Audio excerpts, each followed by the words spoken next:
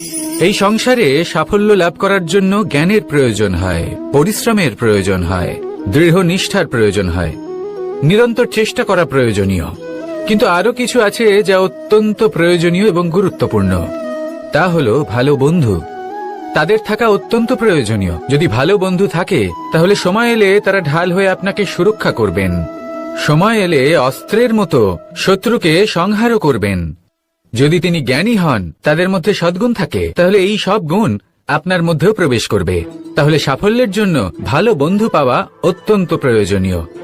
কিন্তু শুধু বন্ধু কেন, ভালো শত্রুও থাকা প্রয়োজনীয়। এবার আপনি ভাববেন, আমি কি বললাম? যদি আপনার জীবনেও ভালো অর্থাৎ শক্তিশালী শত্রু থাকে, তাহলে আপনিও শক্তিশালী হতে থাকবেন। এই শত্রু আপনাকে প্রেরিত করবে আরো বেশি শক্তিশালী হয়ে ওঠার। কখনো কোনো হরিণকে দেখুন, তীব্র গতিতে দৌড়তে থাকে। কেন তীব্র গতিতে দৌড়য়? এই কারণে নয় যে কোথাও তার জন্য মধুর ঘাস অপেক্ষা করে রয়েছে, না। সে এই কারণে তীব্র গতিতে দৌড়য় কারণ সেটা না করলে তার পেছনে একটি সিংহ আছে যে ওকে নিজের ভোজন করে ফেলবে। তাই জীবনে বিপদ, সংকট, এই সবকিছুও হলো অত্যন্ত গুরুত্বপূর্ণ। তার সম্মুখীন হতে শিখুন আর আমার সাথে ভালোবেসে বলুন, রাধা। লক্ষ্যে পৌঁছানো অত্যন্ত কঠিন হয়। কেউ ভাবেন যে কেন এত কঠিন হয়, কেন এত কষ্ট করতে হয় লক্ষ্যে পৌঁছানোর জন্য। এই লক্ষ্য সরলভাবে কেন আমার কাছে চলে আসে না? চলুন আপনাকে একটা কথা বলি। যদি আপনার লক্ষ্য কঠিন না হয়, তাহলে তাকে পাওয়া আপনার পক্ষে অসম্ভব হয়ে উঠবে। লক্ষ্যে পৌঁছানোর এই রাস্তায় আপনি যে কড়া রোদের সম্মুখীন হন, যার থেকে আপনি দূরে পালাতে চান, সেই রোদ আপনাকে প্রেরণা যোগায় যে আপনি এগোতে থাকুন। ভাবুন একজন যাত্রী যে কিনা নিজের লক্ষ্যের দিকে যাচ্ছেন, সেই পথে উনি যদি একটু ছায়া পেয়ে যান আর উনি ওখানে বিশ্রাম নেন, তাহলে তার সাথে তার ভাগ্য গভীর নিদ্রায় সেখানে বিলীন হয়ে যায়। তাই পরিশ্রমের কড়া রোদের থেকে কখনো দূরে পালাবেন না। জীবনে শুধু সামনে এগোতে থাকুন দৃঢ়তার সাথে। আর লক্ষ্য সরল হোক, কঠিন হোক বা অত্যাধিক কঠিন হোক, একটা কথা মনে রাখবেন, যে জীবনের লক্ষ্যে পৌঁছতে পেরেছে সে লক্ষ্য প্রাপ্তির জন্য আফসোস কখনোই করে না। রাধা রাধা। ধৈর্য, এই ধৈর্য কি কোনো গুণ, কোনো অনুভূতি, কোনো দৃষ্টিভঙ্গি? আমার জন্য ধৈর্য এক বাহন। আপনি হয়তো ভাবছেন, এই কেমন বাহন? বাহন তো ঘোড়া হতে পারে, হাতি হতে পারে, উটও হতে পারে, কিন্তু ধৈর্যকে বাহন বানানো মানে? চলুন আপনাকে একটা কথা বোঝাই। পৃথিবীতে এমন কোনো বাহন নেই যে তার আরোহীকে আছড়ে ফেলেনি। সেটা উট হোক বা হাতি হোক বা ঘোড়া হোক, চলতে চলতে কখনো নড়বড় করেই বসে। তারপর সেই আরোহী পড়ে কারোর পায়, তারপর পড়ে তার নিজের নজরে। কিন্তু ধৈর্যরূপী বাহন কখনো কাউকে ফেলে না, কখনো না। না সেই আরোহী কারোর পায়ে পড়ে আর না তো নিজের নজরে। কারণ ধৈর্য আপনাকে বিবেক প্রদান করে, বিবেক আপনাকে পরিকল্পনায় সাহায্য করে, আর পরিকল্পনা প্রদান করে আপনাকে শক্তি, আপনার লক্ষ্যের দিকে অগ্রসর হওয়া। বুঝলেন? ধৈর্যকে সঙ্গে রাখুন, নিজেকে আরো ধৈর্যশীল করে তুলুন। এই ধৈর্যের সাহায্যে আরোহণ করে দেখুন কিভাবে এই বাহন আপনাকে আপনার গন্তব্যে পৌঁছে দেবে। রাধা রাধা। সংসারে এমন একটা ভ্রান্ত ধারণা রয়েছে যে সবকিছু ভাগ্যের দ্বারা পাওয়া যায়, কিন্তু ভাগ্য, প্রারব্ধ এ তো সকলের জন্যই সমান হয়। এটা তো ব্যক্তির উপরে নির্ভরশীল হয়, তার আকাঙ্ক্ষার উপরে নির্ভরশীল হয়, বাসনার উপরে নির্ভরশীল হয়, স্বভাবের উপরে নির্ভরশীল হয় যে উনি সেটা নিয়ে কি করেন। দেখুন, এই প্রসাদ কিন্তু সকলকেই দেওয়া হয়, কিন্তু তা গ্রহণ করবেন কিভাবে সেটা ব্যক্তির উপরে নির্ভর করে। আপনাকে এক উদাহরণ দিই। যেমন ধরুন, দুজন মানুষকে আমি একটা করে মাটির ডেলা দিলাম, সেটা নিয়ে তারা কি করবেন? একজন মানুষ তার ছোট ছোট ডেলা বানাবেন আর পথযাত্রীদের ওপরে ছুঁড়ে মারবেন, হাসি ঠাট্টা করবেন, তাদের বস্ত্র নোংরা করে দেবেন, সেটাতেই উনি আনন্দ পাবেন। অন্যদিকে দ্বিতীয় ব্যক্তি সেই মাটির ডেলা দিয়েই নিজের জন্য একটা কুঁড়ে ঘর বানাবেন। সেই কুঁড়ে ঘর যা রোদেতে, বৃষ্টিতে ঝড়ে তাকে সুরক্ষিত রাখবে। অনুভূতি, এই অনুভূতি বদলাতে শিখুন। এই অনুভূতি অত্যন্ত গুরুত্বপূর্ণ। ভালোবাসাতেও এই অনুভূতি হলো অত্যন্ত গুরুত্বপূর্ণ। ভালোবাসা সে বন্ধুর সাথে হোক, মা বাবার সাথে হোক, ভাই বোনের সাথে হোক, স্ত্রীর সাথে হোক, যে কারোর সাথে হোক। মনে রাখবেন, এই হলো সেই অনুভূতি যা আপনার ভাগ্য নির্ধারণ করে থাকে। তাহলে আসুন আমার সাথে প্রেমের অনুভূতি নিয়ে বলুন, রাধা রাধা। লক্ষ্য, পথ আর সাফল্য, এই তিনটেই একে অপরের সাথে জড়িত। কিন্তু অনেকবার মানুষ এদের ঠিকভাবে বুঝতে পারেন না। তারা ভাবেন যে যেরকম লক্ষ্য হবে সেরকমই পথ হবে। সেই মতোই লক্ষ্য কঠিন হলে পথ কঠিন হবে, লক্ষ্য সরল হলে পথও সরল হবে।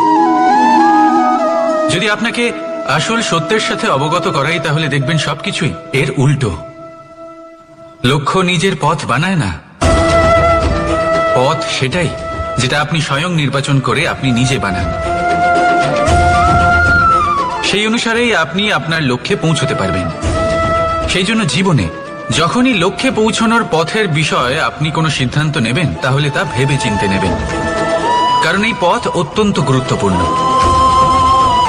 পথ যদি শুভ হয়, তাহলে লক্ষ্য আপনা থেকেই শুভ হয়ে যায়। তাহলে আসুন আমার সাথে ভালোবেসে বলুন, রাধা রাধা। ভাগ্য আর কর্ম, এই দুই এমন শব্দ যাকে ঘিরে সমগ্র সংসার। কেউ বলে আমার ভাগ্যে এটা ছিল না, যা পেলে আমার জীবন অন্যরকম হতো। কেউ বলে আমার গত জন্মের কর্ম নিশ্চয়ই এমন ছিল, যে কারণে এই জন্মে এরকম ভাগ্য পেয়েছি আমি। এসব বাদ দিন আর একবার শান্ত চিত্তে ভাবুন। আপনি বুঝতে পারবেন যে ভাগ্য আর কর্ম এই দুই এই জন্মের। তফাৎ শুধুমাত্র এটাই যে যদি ভাগ্যের কথা বলা হয়, তাহলে আপনি এই ভাগ্যের থেকে যত বেশি আশা করবেন, তত বেশি নিরাশ হবেন আপনি। কারণ এই আশা আপনাকে কর্ম করা থেকে আটকায়। যদি কথা বলা হয় কর্মের, তাহলে নিজের কর্মের প্রতি যত বিশ্বাস রাখবেন, তত বেশি সফলতা আপনার কাছে আসবে। তাই একটা কথা মনে রাখবেন, ভাগ্য আপনার কর্ম নির্ধারণ করে না, কিন্তু আপনার কর্ম আপনার ভাগ্যকে অবশ্যই নির্ধারণ করে। রাধা রাধা। নাম কত সাধারণ একটা বিষয়। প্রত্যেক মানুষ যে জন্ম নেয়, তাকে একটা নাম দেওয়া হয়, যা সে পেয়ে থাকে তার মাতা পিতার দ্বারা, না হলে তার গুরুর দ্বারা, বা কোনো আত্মীয়ের দ্বারা, বা কোনো কাছের মানুষের দ্বারা। এই নামের সাথেই সে আস্তে আস্তে বেড়ে ওঠে। কিন্তু এটাই কি সেই নাম? এই নামই কি সবকিছু? কখনোই নয়। একটা নাম সেটা যা আপনি জন্মের সময় লাভ করেন, যে নামে আপনি কর্মের পথে অগ্রসর হন। আরও একটা নাম সেটা যা আপনি আপনার কর্মের দ্বারা অর্জন করেন, আর এই নামেই আপনাকে সবাই যুগ যুগ ধরে মনে রাখে। আপনার আসল নাম সেটা নয় যা আপনাকে জন্মের সময় দেওয়া হয়েছিল। আপনার আসল নাম সেটা যেটা আপনি আপনার কর্ম দ্বারা লাভ করেছেন। কারণ সেই লাভের পেছনে প্রচুর প্রয়াস লুকিয়ে থাকে, অনেক পরিশ্রম লুকিয়ে থাকে। কিন্তু যদি আপনি চান যে মানুষ আপনার নাম মনে রাখে, তাহলে আপনাকে কর্মের পথে অগ্রসর হতেই হবে। শুভ কর্ম করতে হবে, অনর্গল চেষ্টা করে যেতে হবে, মহান কাজ করতে হবে। আর বিশ্বাস করুন, আপনি একটা মহান নামের ফল অবশ্যই লাভ করবেন। রাধা রাধা। আমি এখানে একা এই বনে বসে আছি, বাঁশি বাজাচ্ছি। কার জন্য? কে আছেন এখানে? কেউ নেই। আমার প্রজা, আমার রাজ্য, আমার পরিবার আমার থেকে অনেক দূরে আছেন। আমি এখানে একা এই বনে বসে এই আকাশের এই রঙের, গাছের এই সব ফলের, মাটির সুবাসের আনন্দ উপভোগ করছি। কেন? আমি হলাম দ্বারকাধীশ। এমন কি রাজকীয় বা ভৌতিক সুখ রয়েছে যে আমি ওখানে পেতে পারি না? সবকিছুই পেতে পারি, তাও এখানে বনে একা বসে আছি। কোন সুখ খুঁজে চলেছি? একা থাকার সুখ। আমরা প্রত্যেকদিন অনেক মানুষের সাথে, চিন্তাধারার সাথে, কর্মের সাথে, পরিস্থিতির সাথে, সুখ দুঃখের দ্বারা বেষ্টিত থাকি। জীবনের এই চক্রে আমরা জড়িয়ে পড়তে থাকি। যতই আমরা এই সমস্যার সমাধান করি, আমরা ততই এতে জড়িয়ে পড়ি। আমরা এতটাই জড়িয়ে পড়ি যে যখন আমরা আয়নায় নিজেদের দেখি তখন আমরা নিজেদের চিনতেই পারি না। এমন মনে হয় যেন আমরা নিজেদের হারিয়ে ফেলেছি। সেই জন্য প্রত্যেক দিন আপনি কিছু সময় নিজের সাথে কাটান একান্তে। এটা অত্যন্ত আবশ্যক। নিজের অস্তিত্বের গভীরে গিয়ে দেখতে শিখুন, নিজেকে বুঝুন। অদ্ভুত শান্তির অনুভূতি হবে। যেমন এই বায়ু, এই বৃক্ষ, এই পুষ্প, এই নিসর্গ, এদের মতো আপনিও কখনো একলা হতে শিখুন। কখনো নিসর্গের একটা অংশ হয়ে দেখুন। এই মন প্রসন্ন হয়ে বলবে, রাধা। একবার একটা শেয়াল বনে বিচরণ করছিল। ও একটা ছোট্ট শাবক দেখতে পেল। ও ভাবলো, আজ একেই আমি খাবার হিসেবে গ্রহণ করব। আশেপাশে দেখলো কেউ দেখছে না, তো কেউ ছিল না। আর সেই শাবকের ওপর আক্রমণ করলো, যা হলো একটা ঘোর অপরাধ। বনের নিয়ম অনুসারে আপনি কখনোই শাবকের ওপর আক্রমণ করতে পারেন না। তারপর এই খবরটা যখন রাজা সিংহ জানতে পারলেন, সভার আয়োজন করলেন। কিন্তু সেখানে শেয়াল বলল, আমি তো এরকম কিছু করিনি। কিন্তু যদি আপনি এরকম বলেন, কোনো প্রমাণ দিন, এর কোনো সাক্ষী আছে? তখন রাজা সিংহ পেঁচাকে ডেকে পাঠালেন, যে সেই মুহূর্তে বৃক্ষের শাখার ওপর বসেছিল। সে সব কিছু দেখেছিল। পেঁচা সব সত্যি কথা বলল, আর শেয়ালকে মৃত্যুদণ্ড দেয়া হলো। এবার এই কাহিনী আমি আপনাকে কেন শোনালাম? কারণ মানুষও কখনো কখনো এরকম কর্ম করেন যা শিয়াল করেছে। এটা ভাবেন কেউ দেখছে না, যখন আমি অনুচিত কর্ম করতেই পারি। কিন্তু না, আপনি যাই করুন না কেন, কেউ না কেউ অবশ্যই তা দেখছে। কোনো ব্যক্তি না হলেও কোনো প্রাণী, না হলে কোনো যক্ষ বা দেব বা প্রেত। যদি এনারা কেউ না দেখেন, তাহলে ধরিত্রী মাতা দেখেন, যেখানে দাঁড়িয়ে আপনি সেই কর্ম করছেন, তাই না? তাই একটা কথা সবসময় মনে রাখবেন, কে দেখছেন কে দেখছেন না সেই বিষয়ে ভাবা ছেড়ে দিন। এটা খুব সহজ কথা। আপনি যদি উচিত কর্ম করেন, উচিত ফল পাবেন। যদি অনুচিত কর্ম করেন, তাহলে আপনি অনুচিত ফল অবশ্যই পাবেন।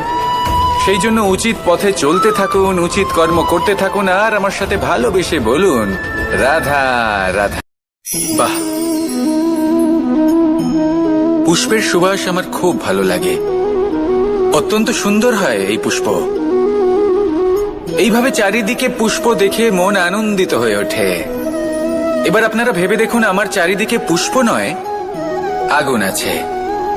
তাহলে কি হবে? আমার শরীর কি জ্বলে যাবে না? অবশ্যই জ্বলবে। শরীরকে কি আগুনের তাপ সহ্য করতে হবে না? অবশ্যই সহ্য করতে হবে। এটাই হলো প্রকৃতির নিয়ম। এই নিয়ম কিন্তু আমরা সবাই জানি, কিন্তু আমাদের মধ্যে বেশিরভাগ মানুষ এই বিভ্রান্তি নিয়ে বাঁচি যে এই যে প্রকৃতির নিয়ম, তা আমার ওপর প্রযোজ্য নয়। তা কিন্তু নয়। আমাদের চতুর্দিকে এই যে নিসর্গ রয়েছে, আমরা তার কতটা ক্ষতি করি সেটা একবার ভেবে দেখুন। আমরা বনাঞ্চল জ্বালিয়ে দিই, বায়ু দূষিত করি, জল দূষিত করি, প্রাণীদের হত্যা আমরা করি। কেন? এই নিসর্গ আমরা নষ্ট করি, যদিও আমরা জানি যে আমরাও হলাম এই নিসর্গেরই অংশ। এবার দেখুন, শরীরের কোনো অংশে যদি আগুন ধরান, আস্তে আস্তে সমস্ত শরীরও জ্বলে যাবে। সেইভাবেই নিসর্গ যদি নষ্ট হয়ে যায়, তাহলে মনুষ্য জাতিও নষ্ট হয়ে যাবে। তাই এই যে নিসর্গ আপনি দেখছেন, এই পুষ্প, এই বৃক্ষ, বায়ু, জল, এদের সকলকে রক্ষা করুন, নষ্ট নয়। মনে রাখবেন, যদি নিসর্গ থাকে, মানুষ থাকবে। যদি নিসর্গ থাকে, তাহলেই জীবন থাকবে। আসুন আমার সাথে ভালোবেসে বলুন, রাধা রাধা। কারই না পছন্দ বলুন তো? অত্যন্ত সুস্বাদু হয় এই মধু, মিষ্টি খেতে হয় এবং তা শক্তিও প্রদান করে। এবং প্রত্যেকটি মিষ্টি পদার্থের মতোই এতেও খুব তাড়াতাড়ি পিঁপড়ে ধরে যায়। অন্যদিকে যদি নুনকে দেখি, তাহলে বছরের পর বছর রাখলেও এতে পিঁপড়ে ধরে না। এবার যদি কথা বলি বন্ধুত্বের, তাহলে বন্ধুত্ব নুনের মতো হওয়া উচিত, মধুর মতো নয়। যারা সামনে এলে শুধুমাত্র মধুর মধুর কথা বলবে, পরে এতে পিঁপড়ে ধরে যাবে। এটা নুনের মতো হওয়া উচিত। প্রকৃত বন্ধু হলো সে, যে সময় এলে পরে আপনার সামনে আপনার প্রকৃত সত্য তুলে ধরবে, তা সে যতই কঠিন হোক না কেন। আপনার দোষ, আপনার অপগুণ, আপনার খামতি আপনাকে বলতে পারবে, যাতে আপনি সেগুলো শুনে মেনে নিয়ে তারপর নিজেকে শুধরোতে পারেন। এটাই হলো প্রকৃত বন্ধুত্ব। কখনো নিজের জীবনের আশেপাশে মন দিয়ে দেখবেন, অনেক সময় এমন মানুষ থাকেন, অনেক বন্ধু থাকেন যাদের দেখে আমাদের মনে হয় যে এনারা খুব কঠোর, এনাদের কথা খুব কটু। কিন্তু বেশিরভাগ এমন মানুষের মনটা যদি বুঝতে পারেন তাহলে দেখবেন তাতে কোনো মালিন্য নেই, এনাদের মন অত্যন্ত পবিত্র হয়। যদি আপনার জীবনেও এমন কোনো ব্যক্তি থেকে থাকে, এমন বন্ধু থাকে, তাহলে তাদের আগলে রাখুন আর আমার সাথে ভালোবেসে বলুন, রাধা রাধা। যতক্ষণ আমরা এই সংসারে জীবিত ততক্ষণ আমাদের সাথে সবকিছু থাকে, আমাদের ধন, সুখ স্বাচ্ছন্দ্য, আমাদের মিত্রগণ, আমাদের পরিবার, এই সমাজ, এই সবকিছু আমাদের সাথে থাকে। যেদিন আমরা এই সংসারকে ত্যাগ করব, এদের মধ্যে কেউ আমাদের সাথে যাবে না, না ধন, না স্বাচ্ছন্দ্য, না সম্পত্তি। এই সকল মানুষ, এই সমাজ, এরা শুধুমাত্রই শ্মশান পর্যন্ত আমাদের সাথে থাকতে পারবেন। তারপরে যদি আমাদের সাথে কিছু যেতে পারে তাহলে তা শুধুই আমাদের ধর্ম। আর এই সংসারে আমরা নিজেদের যে সুনাম রেখে যাই সেটা সম্ভব শুধুমাত্র কর্মের দ্বারা।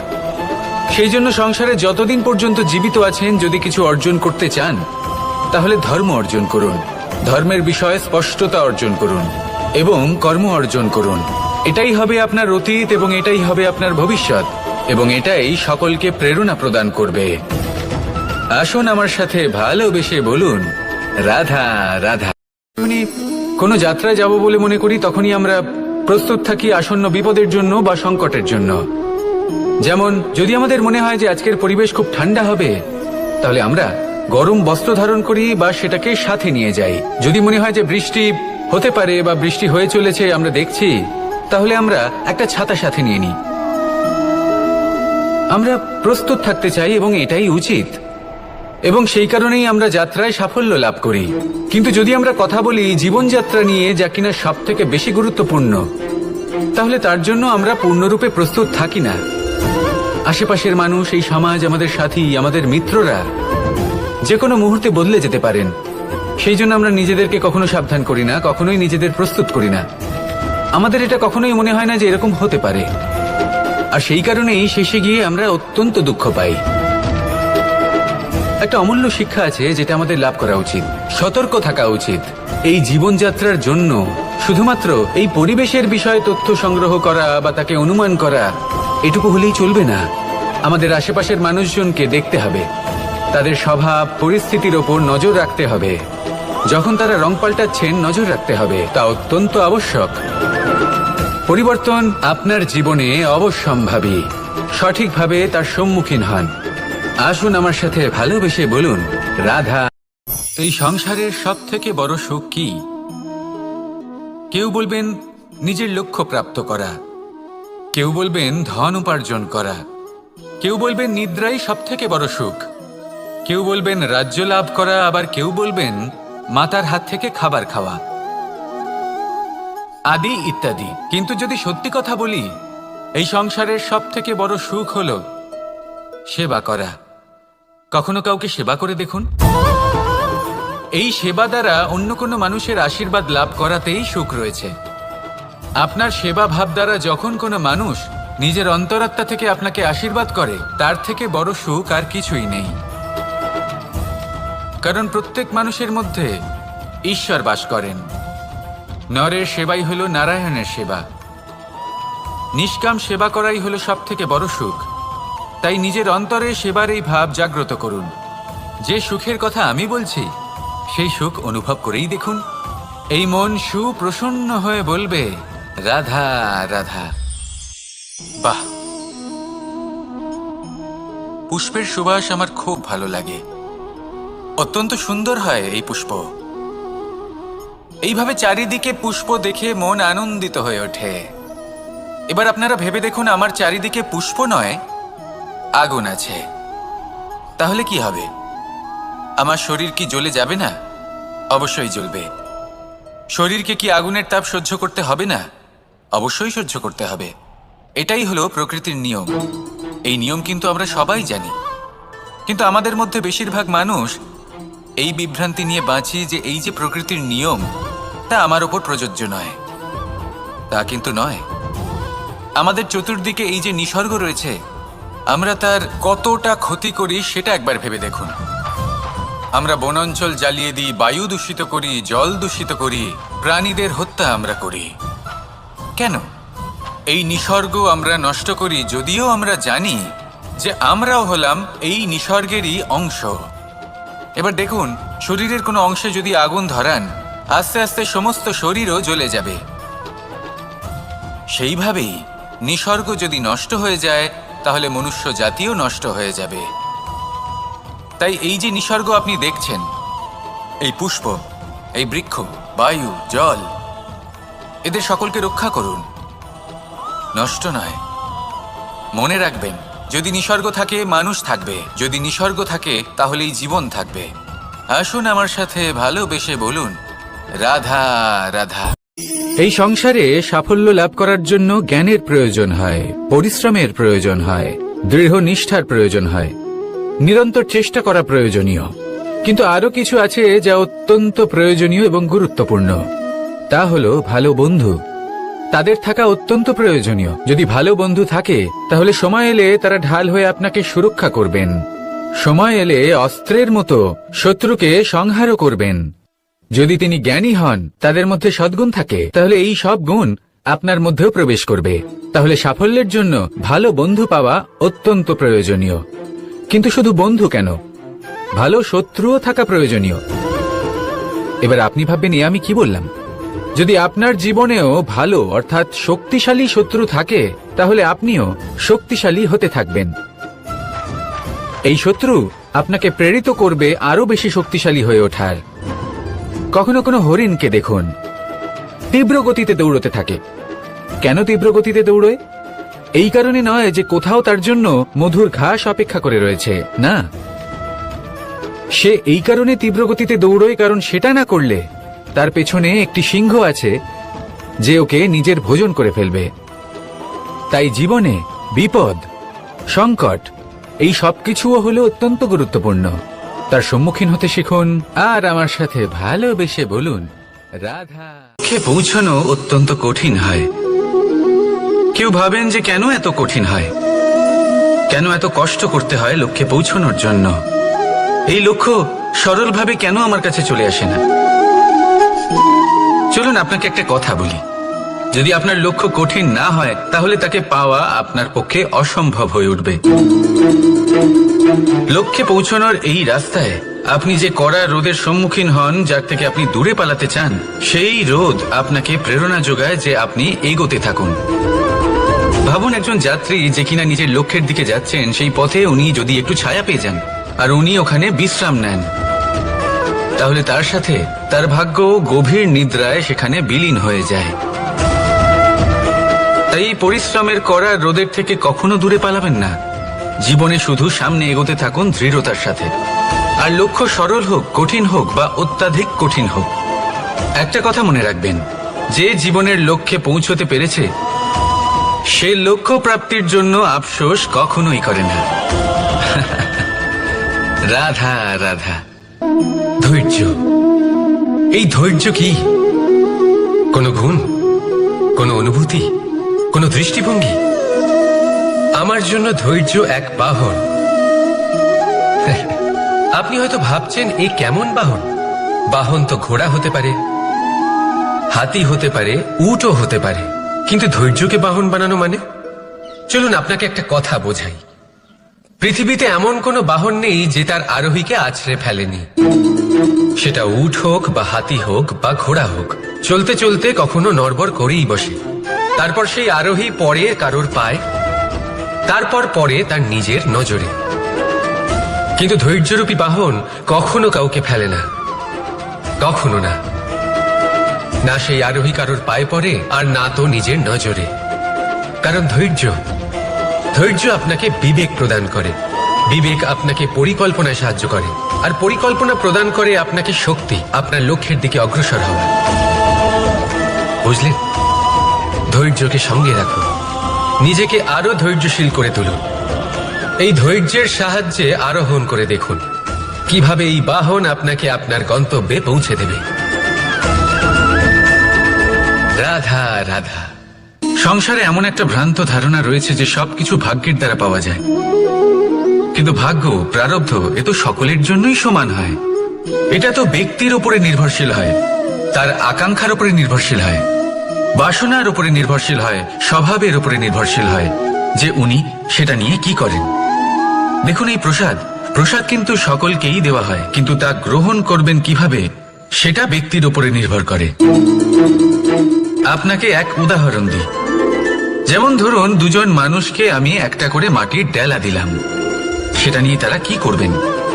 একজন মানুষ তার ছোট ছোট ডেলা বানাবেন আর পথযাত্রীদের ওপরে ছুঁড়ে মারবেন, হাসি ঠাট্টা করবেন, তাদের বস্ত্র নোংরা করে দেবেন, সেটাতেই উনি আনন্দ পাবেন। অন্যদিকে দ্বিতীয় ব্যক্তি সেই মাটির ডেলা দিয়েই নিজের জন্য একটা কুঁড়ে ঘর বানাবেন, সেই কুঁড়ে ঘর যা রোদেতে, বৃষ্টিতে, ঝড়ে তাকে সুরক্ষিত রাখবে। অনুভূতি, এই অনুভূতি বদলাতে শিখুন। এই অনুভূতি অত্যন্ত গুরুত্বপূর্ণ। ভালোবাসাতেও এই অনুভূতি হলো অত্যন্ত গুরুত্বপূর্ণ। ভালোবাসা সে বন্ধুর সাথে হোক, মা বাবার সাথে হোক, ভাই বোনের সাথে হোক, স্ত্রীর সাথে হোক, যে কারোর সাথে হোক। মনে রাখবেন, এই হলো সেই অনুভূতি যা আপনার ভাগ্য নির্ধারণ করে থাকে। তাহলে আসুন আমার সাথে প্রেমের অনুভূতি নিয়ে বলুন, রাধা রাধা। লক্ষ্য, পথ আর সাফল্য, এই তিনটেই একে অপরের সাথে জড়িত, কিন্তু অনেকবার মানুষ এদের ঠিকভাবে বুঝতে পারেন না।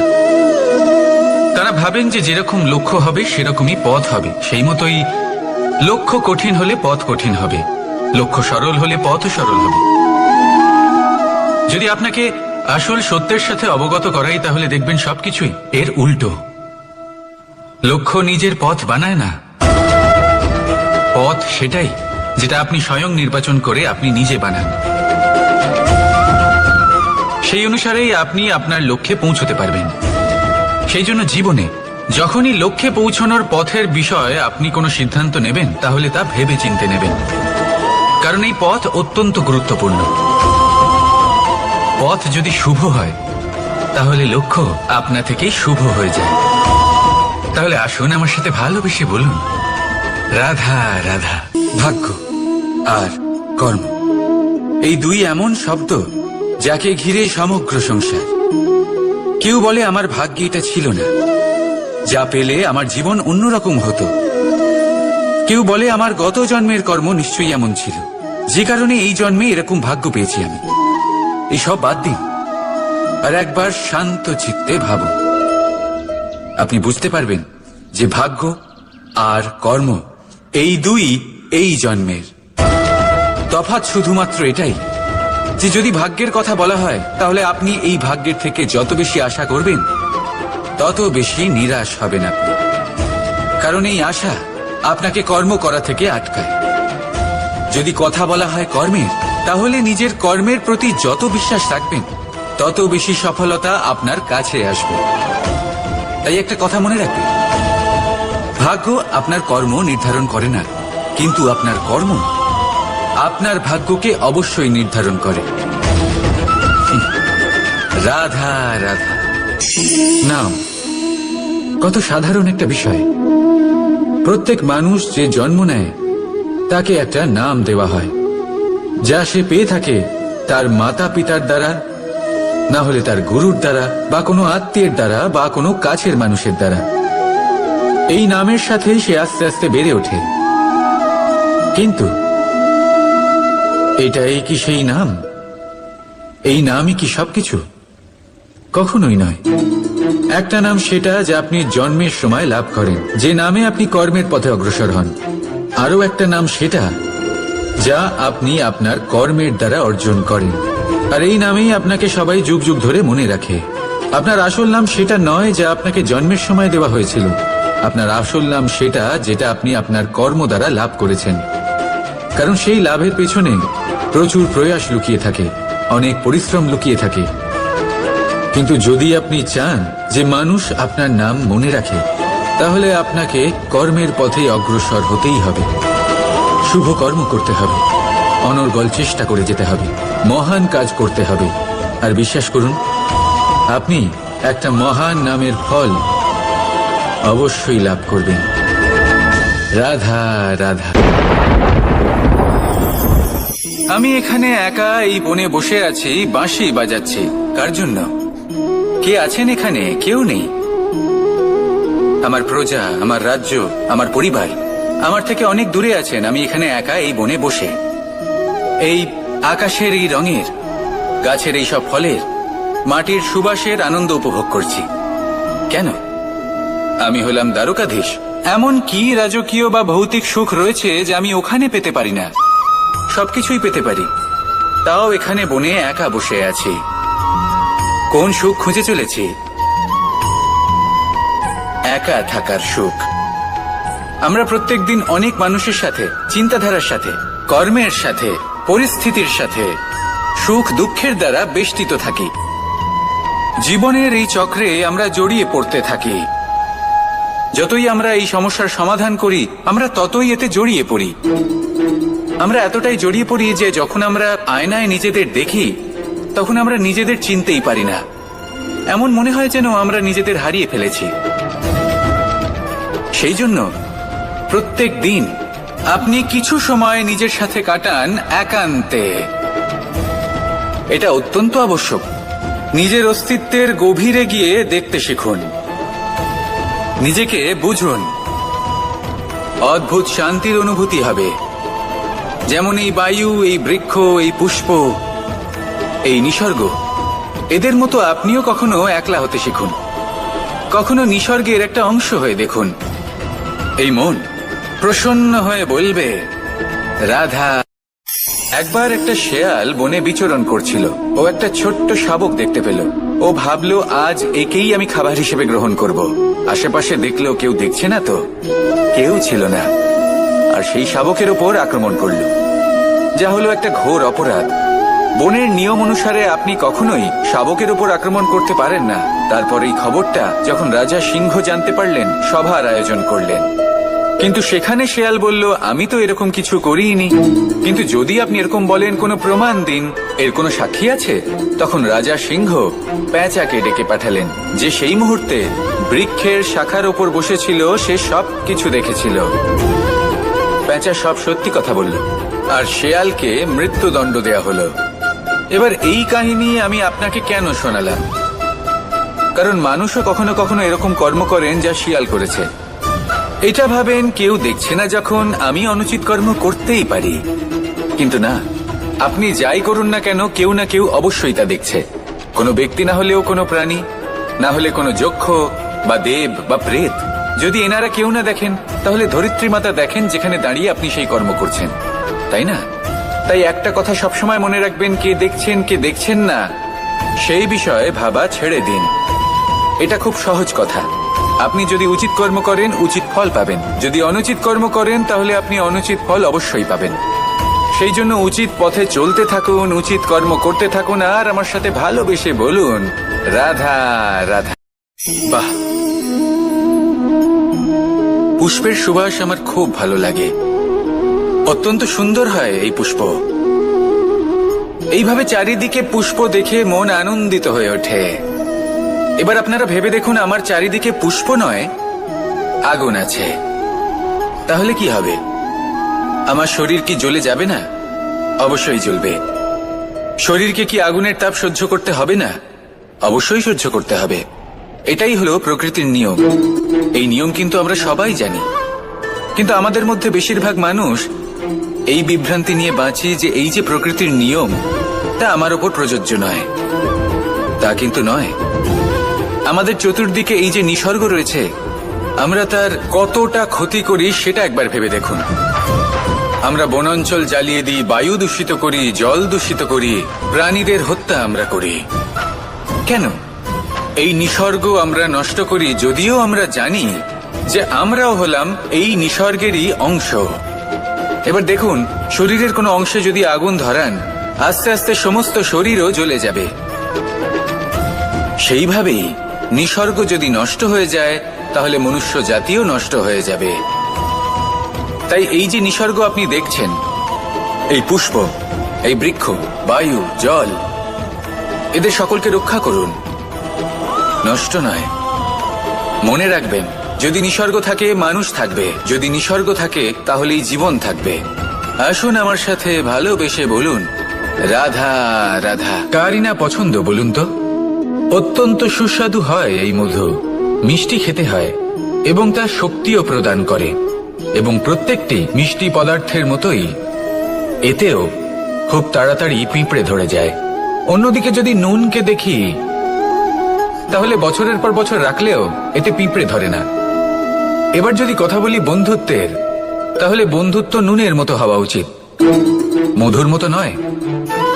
যারা সামনে এলে শুধুমাত্র মধুর মধুর কথা বলবে, পরে এতে পিঁপড়ে ধরে যাবে। এটা নুনের মতো হওয়া উচিত। প্রকৃত বন্ধু হলো সে যে সময় এলে পরে আপনার সামনে আপনার প্রকৃত সত্য তুলে ধরবে, তা সে যতই কঠিন হোক না কেন। আপনার দোষ, আপনার অপগুণ, আপনার খামতি আপনাকে বলতে পারবে, যাতে আপনি সেগুলো শুনে মেনে নিয়ে তারপর নিজেকে শুধরোতে পারেন। এটাই হলো প্রকৃত বন্ধুত্ব। কখনো নিজের জীবনের আশেপাশে মন দিয়ে দেখবেন, অনেক সময় এমন মানুষ থাকেন, অনেক বন্ধু থাকেন, যাদের দেখে আমাদের মনে হয় যে এনারা খুব কঠোর, এনাদের কথা খুব কটু। কিন্তু বেশিরভাগ এমন মানুষের মনটা যদি বুঝতে পারেন, তাহলে দেখবেন তাতে কোনো মালিন্য নেই। এনাদের মন অত্যন্ত পবিত্র হয়। যদি আপনার জীবনেও এমন কোনো ব্যক্তি থেকে থাকে, এমন বন্ধু থাকে, তাহলে তাদের আগলে রাখুন আর আমার সাথে ভালোবেসে বলুন, রাধা রাধা। যতক্ষণ আমরা এই সংসারে জীবিত, ততক্ষণ আমাদের সাথে সবকিছু থাকে। আমাদের ধন, সুখ স্বাচ্ছন্দ্য, আমাদের মিত্রগণ, আমাদের পরিবার, এই সমাজ, এই সবকিছু আমাদের সাথে থাকে। যেদিন আমরা এই সংসারকে ত্যাগ করব, এদের মধ্যে কেউ আমাদের সাথে যাবে না। না ধন, না স্বাচ্ছন্দ্য, না সম্পত্তি। এই সকল মানুষ, এই সমাজ, এরা শুধুমাত্রই শ্মশান পর্যন্ত আমাদের সাথে থাকতে পারবেন। তারপরে যদি আমাদের সাথে কিছু যেতে পারে, তাহলে তা শুধুই আমাদের ধর্ম। আর এই সংসারে আমরা নিজেদের যে সুনাম রেখে যাই, সেটা সম্ভব শুধুমাত্র কর্মের দ্বারা। সেই জন্য সংসারে যতদিন পর্যন্ত জীবিত আছেন, যদি কিছু অর্জন করতে চান, তাহলে ধর্ম অর্জন করুন, ধর্মের বিষয়ে স্পষ্টতা অর্জন করুন এবং কর্ম অর্জন করুন। এটাই হবে আপনার অতীত এবং এটাই হবে আপনার ভবিষ্যৎ, এবং এটাই সকলকে প্রেরণা প্রদান করবে। আসুন আমার সাথে ভালোবেসে বলুন, রাধা রাধা। কোনো যাত্রায় যাব বলে মনে করি, তখনই আমরা প্রস্তুত থাকি আসন্ন বিপদের জন্য বা সংকটের জন্য। যেমন যদি আমাদের মনে হয় যে আজকের পরিবেশ খুব ঠান্ডা হবে, তাহলে আমরা গরম বস্ত্র ধারণ করি বা সেটাকে সাথে নিয়ে যাই। যদি মনে হয় যে বৃষ্টি হতে পারে বা বৃষ্টি হয়ে চলেছে, আমরা দেখছি, তাহলে আমরা একটা ছাতা সাথে নিয়ে নিই। আমরা প্রস্তুত থাকতে চাই এবং এটাই উচিত, এবং সেই কারণেই আমরা যাত্রায় সাফল্য লাভ করি। কিন্তু যদি আমরা কথা বলি জীবনযাত্রা নিয়ে, যা কিনা সব থেকে বেশি গুরুত্বপূর্ণ, তাহলে তার জন্য আমরা পূর্ণরূপে প্রস্তুত থাকি না। আশেপাশের মানুষ, এই সমাজ, আমাদের সাথী, আমাদের মিত্ররা যে কোনো মুহূর্তে বদলে যেতে পারেন। সেই জন্য আমরা নিজেদেরকে কখনো সাবধান করি না, কখনোই নিজেদের প্রস্তুত করি না। আমাদের এটা কখনোই মনে হয় না যে এরকম হতে পারে, আর সেই কারণেই শেষে গিয়ে আমরা অত্যন্ত দুঃখ পাই। একটা অমূল্য শিক্ষা আছে যেটা আমাদের লাভ করা উচিত, সতর্ক থাকা উচিত। এই জীবনযাত্রার জন্য শুধুমাত্র এই পরিবেশের বিষয়ে তথ্য সংগ্রহ করা বা তাকে অনুমান করা, এটুকু হলেই চলবে না। আমাদের আশেপাশের মানুষজনকে দেখতে হবে, তাদের স্বভাব পরিস্থিতির ওপর নজর রাখতে হবে। যখন তারা রং পাল্টাচ্ছেন, নজর রাখতে হবে, তা অত্যন্ত আবশ্যক।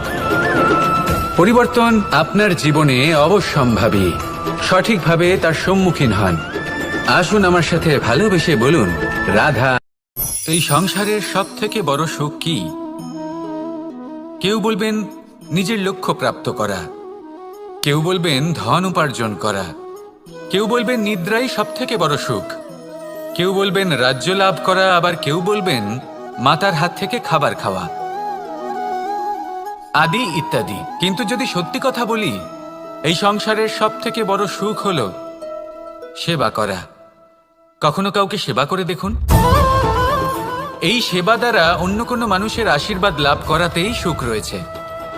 আপনার সেবা ভাব দ্বারা যখন কোনো মানুষ নিজের অন্তরাত্মা থেকে আপনাকে আশীর্বাদ করে, তার থেকে বড় সুখ আর কিছুই নেই। কারণ প্রত্যেক মানুষের মধ্যে ঈশ্বর বাস করেন। নরের সেবাই হলো নারায়ণের সেবা। নিষ্কাম সেবা করাই হলো সব থেকে বড় সুখ। তাই নিজের অন্তরে সেবার এই ভাব জাগ্রত করুন। যে সুখের কথা আমি বলছি, সেই সুখ অনুভব করেই দেখুন। এই মন সুপ্রসন্ন হয়ে বলবে, রাধা রাধা।